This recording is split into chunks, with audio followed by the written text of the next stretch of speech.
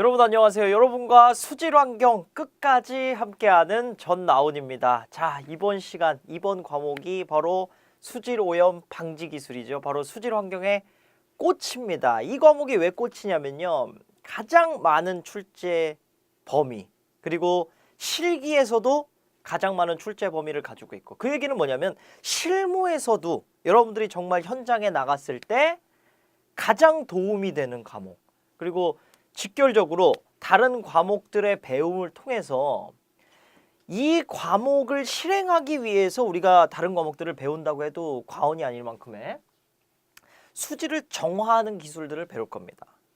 그렇다고 이 과목을 다 배웠는데 물을 딱 보자마자 이거는 저렇게 처리해가지고 얼마 해갖고 딱 여러분들이 딱 설계 시공까지 해야 되겠네, 이 정도 수준까지는 배운다고 되는 건 아니고, 그 베이스를 통해서 여러분들이 그 분야에서 경력을 쌓으시면 이제 나중에는 그런 전문가들이 이제 될 수가 있죠.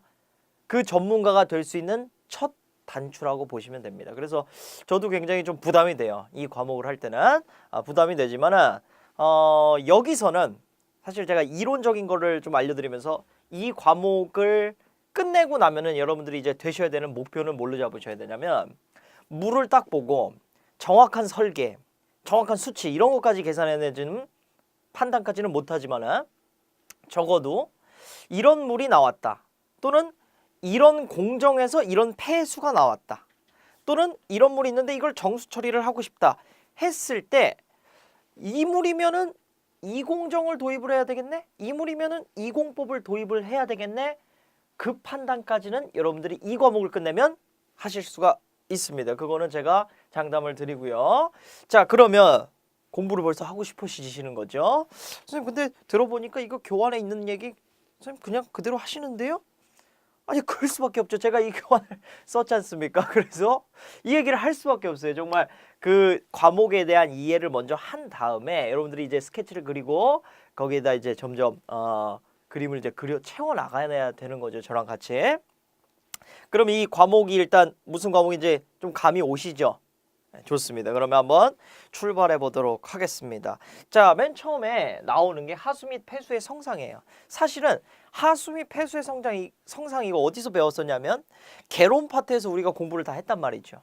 그래서 오염물질별로 뭐 중금속의 뭐 특징, 뭐 발생 원인 어딘지, 그리고 발생하는 이제 질병들은 어떤 건지, 뭐 그런 것들 다 공부를 했었잖아요. 그렇죠? 근데 우리가 여기서는 더 나가서 뭐냐면 하수가 어떤 게 나왔을 때, 폐수가 어떤 게 나왔을 때 대략적으로 어떠한 처리 공법을 해야 된다라는 것까지만 배울 겁니다. 그리고 뒤에 넘어가면서 그 처리 공법을 하는 정확한 이론이라든지 수치라든지 제품이라든지 투입되는 약품이라든지 이런 것들을 세부적으로 한번 배워볼게요.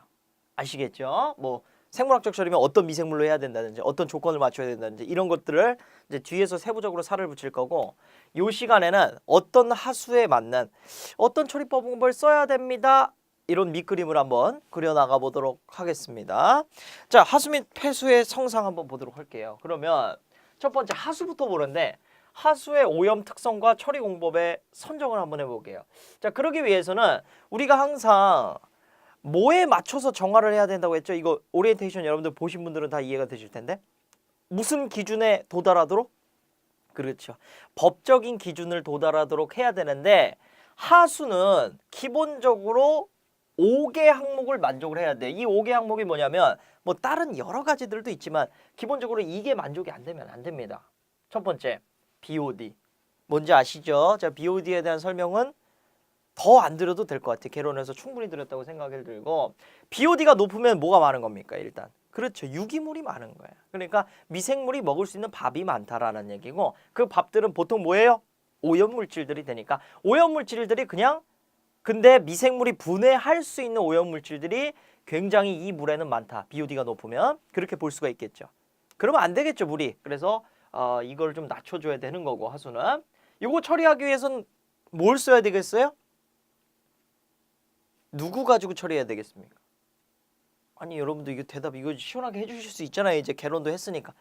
이거 미생물 가지고 이제 해야 되는 거죠. 그렇죠? 미생물이 이제 유기물을 잡아먹게 해야 되겠다. 그러면은 미생물을 어떤 방법으로 키울 거지? 그거는 뒤에 생물학적 처리 시간에 자세히 배워보도록 하겠습니다.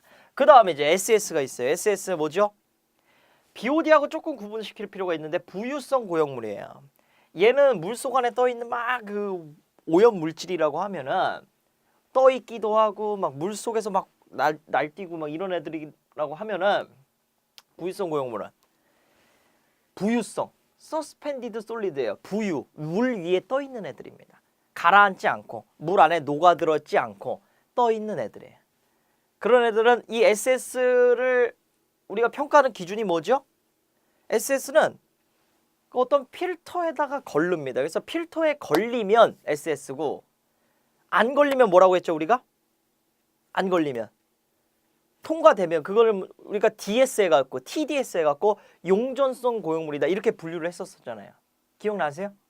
TS하고 TDS 이렇게 구분을 하고 TSS하고 TDS 제가 구분하는 기준이 필터를 통과하냐 못하냐. 그래서 통과를 못한 애들, 걸린 애들이에요. 뭐 둥둥 떠다니는 애들. 그런 애들을 나타내는 총지표가 SS가 됩니다. 그러니까 여기에는 뭐가 되냐면 걸리는 애들이 뭐가 되겠어요? 첫 번째 크게 나눌 수 있는 게 무기성 고형물. 그러니까 자갈이나 모래나 나무까지나 나무 이렇게 나무는 이제 유기성이죠. 죄송합니다. 자갈이나 뭐 돌들이나 기타 문제 무기물들 이제 덩어리들 있겠죠. 걔네들 필터에 걸리겠죠. 그리고 유기물들은 아까 얘기한 뭐 나무까지나 뭐 예를 들어서 머리카락이나 이런 애들 이제 걸릴 수 있겠죠. 기타 뭐 유기성으로 됐는데 뭐 떠다니는 애들, 뭐 똥덩어리 이런 애들까지 될 수도 있겠죠. 그렇죠? 그런 애들이 이제 SS. 그러면은 여기서 들은 질문이 선생님 그러면 BOD를 유발하면서 SS가 될 수도 있나요? 그러면 SS가 높으면 BOD가 높다고 할 수도 있나요? 연관이 없는 건 아니죠. 왜냐하면은 여기에는 무기성 SS만 있는 게 아니라 유기성 SS도 있으니까 유기성 SS는 떠다니지만 미생물이 먹을 수 있습니까? 없습니까? 먹을 수 있죠. 그러면 일반적으로 SS가 높으면 BOD도 높아진다 이렇게 볼 수가 있겠죠.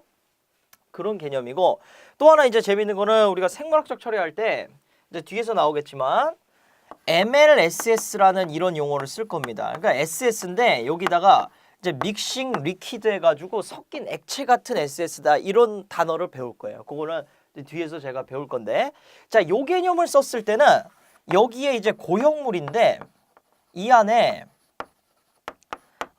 부유성 SS 플러스 뭐가 포함이 되냐면 사실 미생물까지도 포함이 돼요. 에? 이게 무슨 얘기야? 할 수 있는데 그거는 제가 뒤에서 설명드리겠습니다. 이렇게 장치를 해놔야 여러분들이 강의를 계속해서 뒤에까지 계속 보고 싶은 마음이 생기죠. 맞습니까? 네. 어차피 선생님 볼 건데 왜 그러세요? 그럴 수도 있죠. 네. 근데 제가 지금 얘기할 수가 없습니다. 그러면 뒤죽박죽 순서가 다 엉키기 때문에 자, 궁금하셔도 여기까지만 참고 SS 일단 감이 잡히시죠? 그 다음에 TN으로 갑니다. TN은 총질소예요. 총질소. 총질소는 뭐죠? 말 그대로 여기 있는 총질소를 얘기를 하는 거예요. 그러면은 자, 우리가 배운 질소의 형태 여러 가지가 있었지만은 대표적으로 네 가지 형태가 있어요. 유기질소 형태, 또 뭐 있죠? 암모니아성 질소 형태. 이렇게 기호로 쓸게요, 이제. 이게 여러분들 익숙해져야 되니까. 그렇죠? 쉬운 문제는 그냥 암모니아성 질소라고 나올 수도 있지만 이렇게 나올 수도 있잖아요. 그렇죠? 걔가 이제 산화되면 뭐예요? 질산성 질소. N2 다시 N. 그다음에 죄송합니다. 아질산성 질소.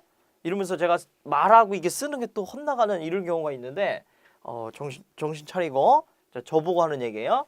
자, 정신 차리고 그다음에 질산성 질소. 네. 요거 아질산성 질소, 질산성 질소. 그러면 요것들을 다 합치면 뭐라고요? 기타 요거뿐만 아니라 이제 여기에다가 플러스 질소 화합물들이 있죠. 질소랑 뭐 결합해갖고 우쭈쭈쭈쭈 되는 애들. 뭐 공기 중에서는 뭐 N2O5, 뭐 N2, 뭐 O3, 뭐 등등 여러 가지가 있어요. 뭐 암모늄 이온, 뭐 등등등. 얘랑 거의 뭐 이웃사촌 관계긴 하지만 그런 등등들을 다 합치면 뭐가 되냐면은 저 TN이 됩니다. 총질소. 얘네들 다 합친 게 뭐라고요? 요거 다 합친 게 총질소, 토탈 나이트로젠 해갖고 TN입니다. TN. 그 중에 물속에 있는 것들은 얘네들을 제가 설명 안 드린 이유가 뭐냐면 거의 대부분 이런 형태로 존재를 해요. 자, 복습 한번 하고 넘어갈게요. 제가 이 순서 이렇게 두는 게 이거 뭐죠? 질산화 단계를 나타낸 거고 가장 오염이 초기에 됐을 때 많이 발견되는 질소 형태가 뭡니까? 시원하게 대답해 주셔야죠. 유기질소 및 암모니아성 질소가 많으면 아직 산화가 되지도 않았으니까, 산화가 안 됐다라는 거는 지금 뭔 반응이 없는 게 지금 오염된 지 얼마 안 됐다라는 겁니다. 여러분들 그 배설을 하시면 화장실 가서 이게 나오는 거예요, 처음에. 그러다가 얘가 자연적으로 정화되면서 미생물에 의해서, 질산화 미생물에 의해서 N2 아질산성 질소가 되죠. 이때 관여하는 미생물이 뭐였습니까? 니트로조모나스. 그 다음에 질산성 질소가 될 때 관여하는 미생물이 니트로박터 해가지고 이 미생물의 반응에 의해서 이렇게 변한다고 했잖아요. 그래서 정화된 지 좀 오래됐다, 거의 정화가 됐다라는 지표는 이 질산성 질소다, 이런 얘기까지 했었죠. 해갖고 이제 TN을 통해서 우리가 알 수 있는 게, TN하고 또 뭐를 조사를 하냐면, 보통 조사하는 게 많이 조사하는 게 이거예요. 실험하는 게 TN 실험하고 암모니아성 질소 실험을 많이 합니다, 수질에서. 그 이유가 뭐겠어요? 바로 제가 지금 얘기한 내용이죠. 그래서 오염이 얼마나 됐는지, 지금 오염이 진행된 정도가 어느 정도인지를 대략적으로 알아보는 거예요. 암모니아성 질소의 농도가 높은데 예를 들어서 TN이 100인데 암모니아성 질소가 90이에요. 그럼 지금 이 물은 오염된 지 오래됐습니까? 얼마 안 됐습니까? 얼마 안 됐다고 판단할 수가 있는 거죠. 예를 들어서 이거 100인데 암모니아성 질소가 지금 5예요. 그럼 어떻게 된 거예요? 이거 많이 정화됐구나, 이렇게 볼 수 있겠죠. 이렇게 좀 판단하시는 거예요. 이해 되셨나요? 굉장히 많은 양을 차지하고 있어요. 사실 처음 오염이 됐을 때는 암모니아성 질소나 유기질소가. 그런데 시간이 지날수록 이런 형태로 변하면서 그 함량이 줄어든다, 이렇게 판단하시면 된다라는 거 대략적으로 감을 잡으시면 되겠고, 그리고 이제 TN은 또 왜 조사를 해요? 사실 왜 이걸 법적으로 잡아놓습니까? TN을? 이유가 뭐였어요? 부영양화의 지표 중에 하나죠, 그렇죠? 우리 다 배운 거잖아요. 그래서 N과 P가 높아지면은 조류에 아주 이상 증식을 유발하기 때문에 이 N을 우리 통제를 해야 된다라는 얘기였고, 그 다음에 N보다 사실 더 통제해야 되는 게 바로 인입니다, TP. 그래서 P는 많아지면 부영양화가 그냥 이제 발생하는 거예요. 그래서 요거를 갖다가 부영양화의 스위치라고 보시면 돼요. 로켓가 발사되면은 어디 지역이 굉장히 큰 피해를 입어요. 문제가 되겠죠? 그 로켓 그 재료랑 다 만들어주는 건 누구냐면은 뭐 유기물하고 이 질소들이에요. 뭐 질소가 이런 화약이라고 해보겠습니다. 그 결정적인 뭐 수소 가스들이 쭉 들어갔어요, 이 안에. 그 로켓 무섭네. 핵폭탄이네 그거. 자, 어쨌든 간에 그 다음에 스위치 버튼을 누르는 건 누구라고요? 요거는 P입니다, P. 그래서 인이 정체적으로 들어가야 부영양화가 일어나요. 왜 그러냐면 수중에서는 자연적으로도, 그리고 농경지에서 어쩔 수 없이 질소가 배출이 돼요. B.5염원을 다 잡을 수가 없기 때문에. 그래서 N은 굉장히 좀 충분한 상태인 경우가 많아요, 이 저수지나 호소수에서. 근데 거기에 이제 누구만 충족되면 조류가 빵 증식하는 거야? 그러면서 부영양화 녹조되는 겁니까? 인이 들어왔을 때. 그래서 부영양화의 이제 스위치 같은 역할. 그래서 부영양화의 이제 지표, 농도를 삶을 때 그 단위로 설정되는 게 이제 또 이제 인 중에서 이게 인산염, 이걸로 이제 많이 규정하거든요, PO5. 그래가지고 어쨌든 인이죠. 인 화합물 중에 하나이기 때문에 인은 부영양화의 스위치 같은 존재다, 이렇게 기억을 하시면 되고, 그래서 하수를 내보낼 때 처리하고 내보냈는데 인이 많이 나가요. 그럼 안 되겠죠. 그래서 얘도 처리하고 내보내야 된다라는 거.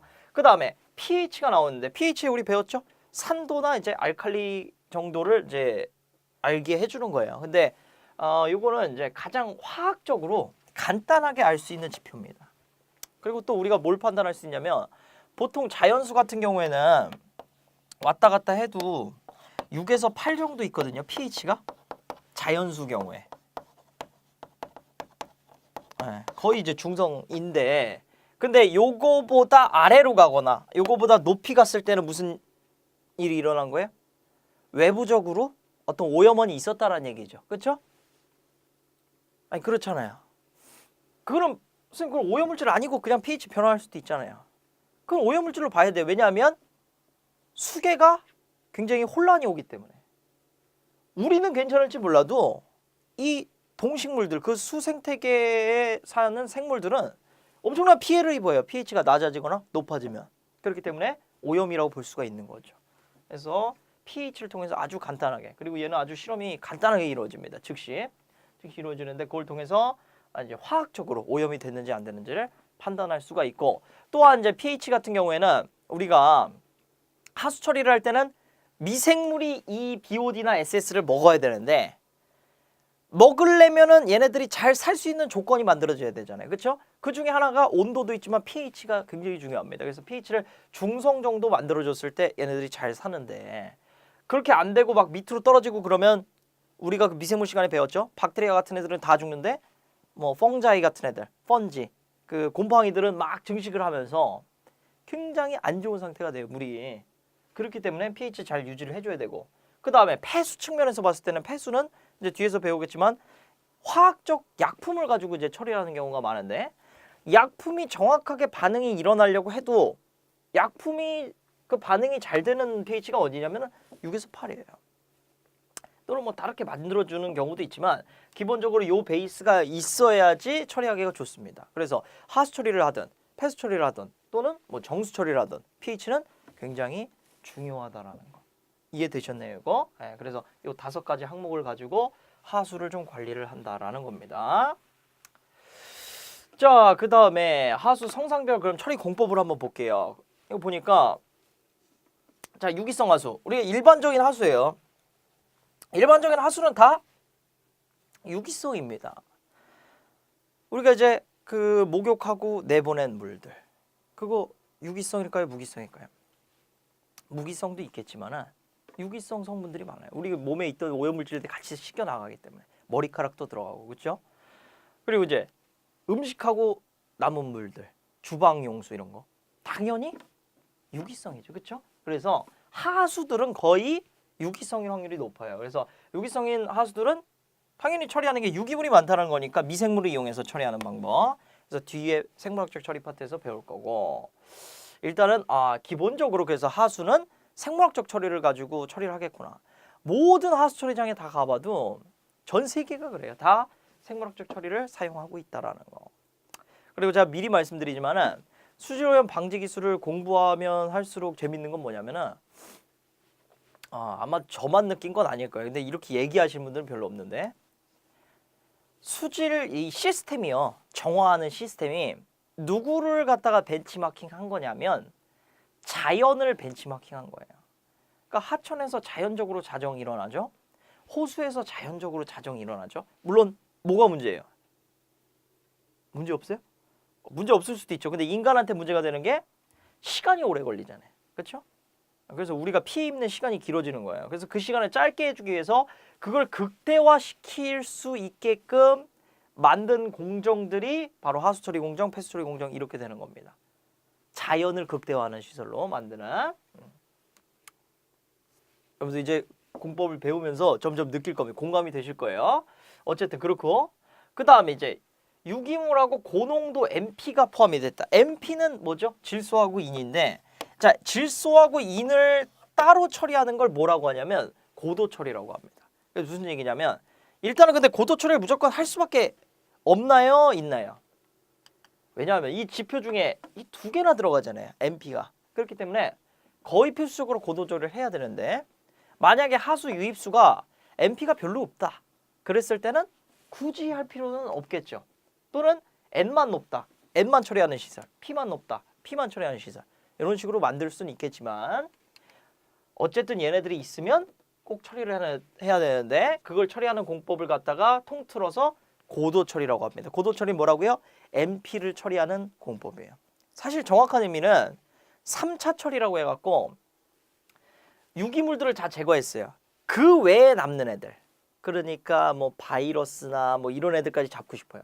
그때 하는 처리, 또는 굉장히 이취미까지 잡고 싶어요. 그럴 때 하는 처리, 또는 MP까지 잡고 싶어요. 그러니까 유기물 처리하고 나서 일반적 처리 공정을 거쳤는데도 내가 더 잡고 싶다 할 때가 고도 처리인데, 관례적으로 너 호치키스 어디다 쓸 거야? 나 사람 맞추는 데 쓸 거야. 이런 사람은 없잖아요, 그렇죠? 거의 호치키스라고 하면은 우리가 이제 종이를 찝을 때 사용을 할 거야, 그런 의미로 받아들이는 것처럼 고도 처리 뭐야 그러면 NP 처리할 때 사용하는 공법이야, 이렇게 이해하시면 된다고요. 됐나요? 네, 좋습니다. 그 다음에 병원균이 있을 때는, 이때는 소독을 해야 되는데, 사실은 병원균 소독은 어디서 많이 이루어지는 거냐면 정수 처리에서는 꼭 있어야 되는 거야. 그렇죠? 우리가 먹을 때 병원균이 들어가면은 수인성 정염병 일어나고 난리 나죠. 그렇죠? 배탈 나고. 그렇기 때문에 병원균은 정수 처리에서 꼭 이루어지는 공법이긴 하지만 하수도 내가 굉장히 수질을 좀 좋게 하고 싶다. 그렇게 전 세계가 변해가고 있어요. 그래갖고 그게 뭐 1단계, 2단계, 3단계, 뭐 4단계, 5단계 해갖고 그 단계를 나눠서 하수 처리가 5단계까지 된다. 뭐 그랬을 때는 거의 그냥 정화된 하수를 마셔도 되는 수준이 되는 거예요. 근데 지금 우리나라는 한 3.5 정도 왔습니다. 3.5 정도 왔는데 많이 진행이 된 거죠. 옛날에는 2.5 정도 됐는데 굉장히 많이 올라온 거예요. 그래서 점점 그렇게 되고 있어요. 왜 그러냐면 당연히 여러분들 지금은 찝찝할 수 있겠죠. 아니 하수 처리된 거 저걸 어떻게 바로 먹어? 근데 그거를 다 신뢰할 수 있을 정도로 이제 점점 공법이 개발되겠죠. 근데 물이 점점 부족하고 그러다 보니까 그리고 뭐 물을 이제 떠와서 관로를 설치해서 하는 것보다 정화하는 게 더 경제적이다. 그런 순간이 왔을 때는 할 수도 있겠죠. 그렇죠? 그런 경우가 있을 거예요. 그래서 거기까지 쓰진 않더라도 정화해서 뭐 손 씻는 데 쓴다든지 뭐 그다음 변기물로 쓴다든지 이런 경우는 뭐 지금도 중수도로 이루어지고 있죠. 점점 그게 업그레이드가 될 겁니다.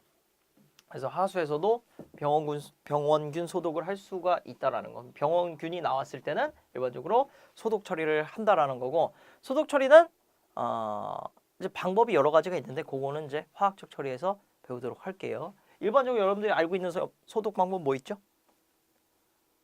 그렇지, 염소 소독을 해서 우리 수돗물도 그렇게 소독이 되고 있잖아요.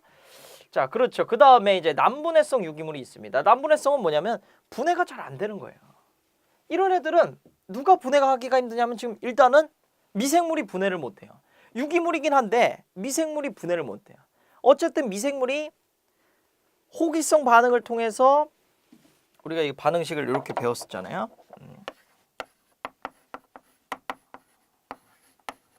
자, 얘네들이 어떻게 반응해요? 네, 이렇게. 또는 뭐 혐기성 반응이든 일단 기본적으로 호기성 반응이라 했을 때 이게 기본 반응이니까 이렇게 반응이 되면서 이런 유기물들이 어떻게 되는 거예요? 미생물이 이제 관여를 하면서 결국 이산화탄소와 물로 이렇게 정화하잖아요. 그렇죠? 근데 이 과정이 잘 안 일어난다는 거예요. 이게 산화 과정이잖아요. 산소를 주니까 산화 과정인데 이 과정이 잘 안 일어난다. 그럼 억지로 뭘 써야 되냐면 그냥 너 산소가 또 안 되는구나. 오케이, 너 알았어. 그러면은 나 대체해서 강력한 산화를 할 수 있는 산화제를 집어넣게. 그래서 넣는 게 대표적인 게 오존이 있습니다. 오존은 오가 몇 개예요? 3개죠. 엄청나게 강력한 거예요. 그래서 반응성도 좋고 보통 이제 화학적으로 봤을 때 짝을 이루지 않고 홀수로 있을 때는 아주 반응성이 좋습니다. 우리도 그렇죠? 아니 그렇잖아요. 우리가 내가 뭐 커플이 됐거나 결혼을 했다. 그러면은 딴 여자나 딴 남자한테 대시를 하거나 눈독 들이거나 작업을 걸거나 이런 게 있습니까 없습니까? 없잖아요. 할 이유가 없잖아요. 그냥 평온하잖아요. 근데 이렇게 홀수가 됐다? 예를 들어서 친구 3명이 갔는데 2명은 이제 그 애인이 있고 1명은 없는 거야. 그러면 나만 이제 열심히 나도 애인 만들어야지 왔다 갔다 하잖아요. 그거랑 똑같이 이렇게 뭐 하나 있을 때도 그렇거든요. 이 하나짜리들은 굉장히 반응성이 좋습니다. 그래서 얘도 마찬가지. 그래갖고 엄청나게 산화를 시키면서 잘 분해 안 되는 것들도 산화 분해 될 수 있게끔 만드는 게 대표적인 산화제 오존이고요. 그 다음에 또 쓸 수 있는 게 많이 쓰는 게 이제 과산화수소예요. 우리가 뭐 펜톤 처리라고 하는데 과산화수소하고 뭘 플러스 하냐면 철염을 플러스해요. 철을 플러스를 해가지고 이걸 만든 게 이제 펜톤 시약이라는 겁니다. 그래서 뭐 실무자 얘기로는 뭐 펜톤 걸어라 뭐 이런 얘기를 하는데 어떨 때 쓰냐면 처리가 안 되고 이제 하수 처리 쭈쭈쭈 되다가 이제 배출해야 돼요. 근데 안 되는 거예요. 이 처리가 거의 안 된 거예요. 농도가 아직도 높아요. 야, 이거 어떡하냐? 펜톤 걸자. 펜톤 팍 걸어버리는 거죠. 그러면 펜톤을 집어넣으니까 일시에 이제 농도가 낮아지긴 하지만 뭐 그에 따른 뭐 부작용도 있습니다. 어쨌든 뭐 잘 사용을 해야 되는 공법인데 난분해성 유기물은 대표적으로 뭘로 한다고요? 강력한 저 산화제로 처리를 하고 대표적인 게 펜톤시아 그리고 오존이 되겠습니다. 오케이. 그 다음 이제 폐수로 넘어갈게요. 폐수. 여기까지 하는데 벌써 25분이 왔네. 자, 폐수 오염물질 형태. 유기물과 무기물로 나눌 수가 있죠. 폐수가 선생님 유기물이 나와요? 유기물 나옵니다. 유기물 어떤 게 있나요? 거기 보니까 전분, 지방, 단백질, 알코올, 알데히드 이런 거 다 나오겠죠. 그렇죠? 에스테르. 화학에서도 쓰지만 이것들 다 미생물이 좋아하는 애들이에요. 그리고 지금 여러분들 잘 보셔야 되는 게 이게 하나 나왔어요. 시험 문제 나온 적 있는데 LAS. LAS가 뭐냐면은 계면활성제가 옛날에는 뭘 썼냐면 ABS를 썼거든요. 음이온 계면활성제. 그 뭐냐면 우리 세제나 우리 뭐 비누나 뭐 이렇게 거품 내는 그 세척을 할 때 사용하는 건데 그게 문제가 분해하기가 굉장히 힘들어요. 그렇다 보니까 문제가 되죠.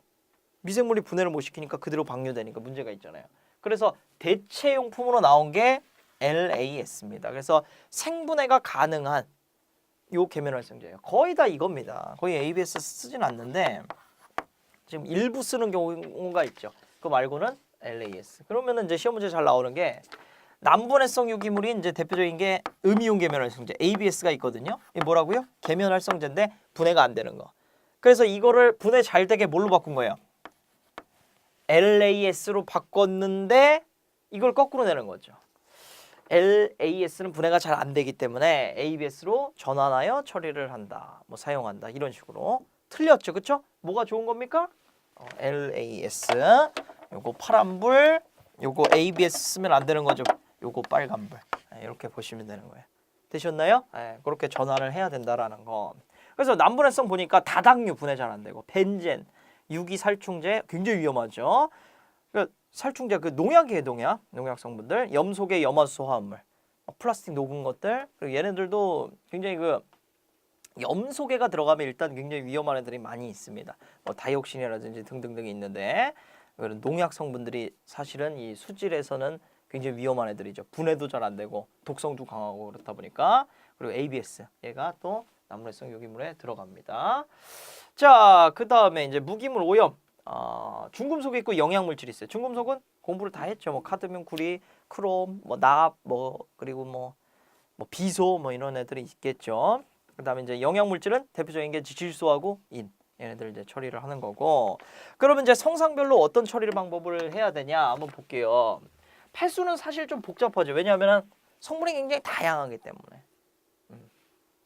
하수는 그에 비해서 좀 다양하진 않지만 문제가 어떤 날은 유기성 하수가 많이 나오고 어떤 날은 무기성이 많이 나오고 뭐 이렇게 뒤죽박죽이에요. 그게 좀 문제가 되고 폐수는 복잡하긴 하지만 그 폐수 공장에서 맨날 섬유 폐수만 나오겠죠.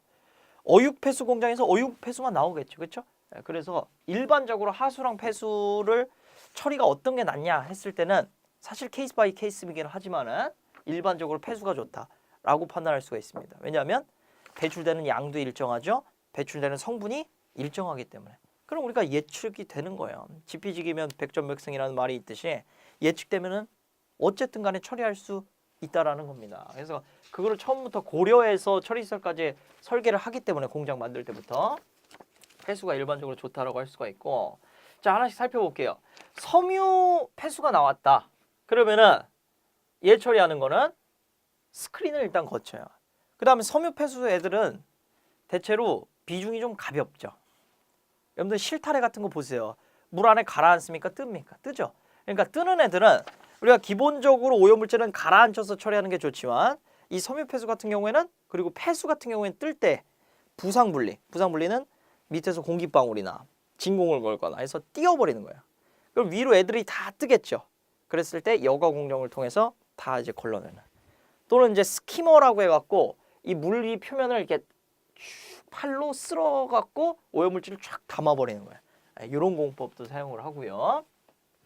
그 다음 이제 부유무기물. 부유무기물은 무기물인데 둥둥 떠다니는 애들이에요. 그런 애들이 있겠죠. 부상분리를 해야 됩니다. 얘네들 당연히 위로 띄우고 그런 다음에 응집제를 투입해요. 그럼 얘네들이 이제 뭉쳐지겠죠. 그렇죠? 큰 덩어리가 되고 덩어리가 되면 이제는 가라앉을 수가 있겠죠. 그러니까 자 부유무기물이 둥둥 들어왔어요. 얘네들 어떻게 한다고요? 완전히 다 띄워버려요. 그러면 표면에 꽉 차겠죠. 그랬을 때 응집을 시킵니다. 응집제를 통해서 얘네들을 이제 뭉칠 수 있는 응집제를 집어넣고 그러면은 점점 플록이 커지겠죠. 덩어리가. 그랬을 때 이제 얘네들이 가라앉는 거예요. 가라앉히고 나머지 애들은 이제 여과에서 제거하는 방법.